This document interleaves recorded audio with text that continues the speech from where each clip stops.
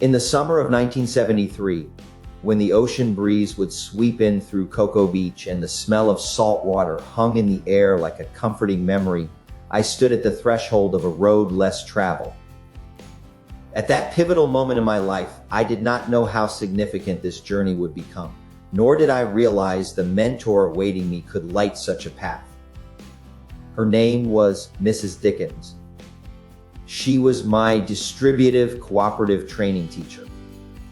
Her encouragement would prove to be the wind beneath my wings. Meeting Mrs. Dickens was one of those fortuitous life happenings that leaves you pondering destiny. She was not merely an educator tasked with honing our vocational skills.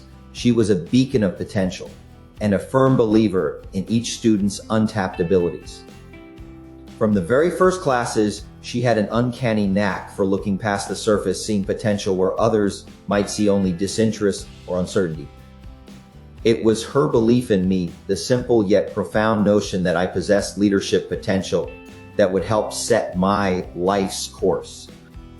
"Mike," she once said, brushing aside the notes on her desk and fixing me with a look of pure determination, "I see a leader in you. Why don't you run for class office?" At that time, I wasn't sure if I was the candidate she thought I was. I was shy and lacked confidence. But there was something about the conviction in her tone that spurred me to say yes. And so I threw my hat into the ring and, to my surprise, became class president after a hotly contested election. Her belief wasn't confined to words. It was embodied in the way she tutored me with unending patience, how she drove me to conferences herself, like a shepherd guiding a wide-eyed lamb new to the field. "Believe in yourself," she would often remind me, a mantra that I silently repeated when doubts crept in. This soon became more than just advice. It shaped my worldview, ingrained a deep-rooted confidence within me that I'd later lean on during times of uncertainty. However, no journey worth telling is without challenges. One day, Mrs. Dickens approached me with another proposition that made my stomach lurch. "Mike, you should run for area governor," she stated with her usual conviction. That would mean overseeing the vocational education program for more than 25 high schools in the county. To say I was apprehensive would be an understatement. I balked at the thought of stepping onto an even larger stage. But true to form, she challenged my self-imposed limitations by pegging my fear not as a barrier, but as the fertile ground from which my confidence could spring forth. And spring forth it did. I emerged victorious in the election for area governor. After a successful year as area governor, Mrs. Dickens approached me with yet another audacious challenge. "I think you should run for state president at the state conference," she said, without so much as a hint of doubt in my ability to win. The prospect of leading an organization comprised of more than 900 high schools and 7,000 students was overwhelming. Mrs. Dickens simply said, "Why not you?" Sure enough, I won the election in what was the proudest moment of my life to that point. Mrs. Dickens' influence was not limited to school offices. She was metaphorically handing me keys to unlock doors that led to the realms of personal and professional growth I'd only dreamed of. I gleaned leadership skills from her, almost as if by osmosis, simply by being in proximity to someone who believed in the transformative power of encouragement and self-belief.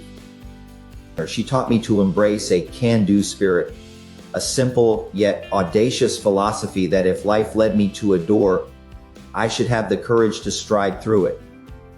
On numerous occasions in my career, particularly when a microphone loomed before me at public speaking functions, I recalled her voice, urging me to put yourself out there. Step up. Her words resonated throughout my years, echoing how significantly she had shaped not just my teenage ambitions, but my adult endeavors. Her mentorship crafted the firm foundation upon which I built several companies, and providing leadership in various civic and charitable organizations. Winning, I learned, indeed begets winning. a truth realized through the incremental victories she helped me achieve. Even today, her lessons resonate deeply with me. Confidence, the gift she gave, reflects in my interactions. It influences every relationship and challenge I encounter.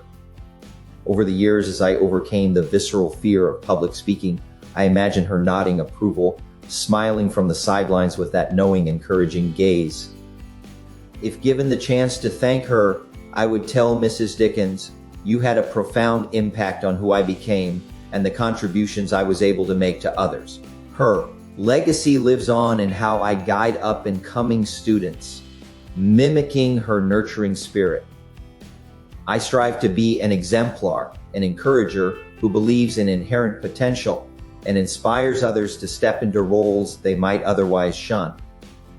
Her influence drives me to honor her legacy, one built on fostering belief, inspiring greatness through faith in the unseen, and encouraging others to tread the bold paths she once showed me. Mrs. Dickens taught me to envision not just what is, but what could be, and in that I found my calling. In the rhythmic ebb and flow of time, from Cocoa Beach High School to distant shores, her influence endures as a testament to the undeniable power of a teacher's belief. Thank you, Mrs. Dickens.